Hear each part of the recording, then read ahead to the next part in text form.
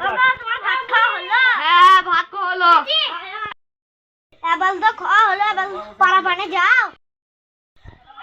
হ্যাঁ তো টাকা দাও, এর মধ্যে 850 টাকা আছে।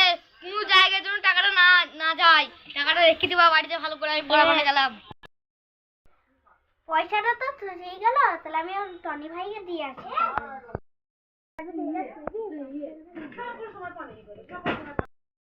টনি ভাই, আল্লাহ 500 টাকাটা মোবাইল শরীর খারাপ, ওষুধ কিনে আনবো। তুমি অনেক ভালো, তোমার জন্য আল্লাহ ভালো করুক। ও টনি ভাই, তোমার মা কোথায় গেল? মা তো ডাক্তারখানা গেছে। তোমার মায়ের তো পয়সা ছিল না, তোমার মা কোথায় ডাক্তারখানা গেল? আজ ভাইয়ের কাছ থেকে আমি 500 টাকা ধার নিলাম, মা ডাক্তারখানা গেছে। তোমার মা তুমি 500 টাকা হলে কি করবে?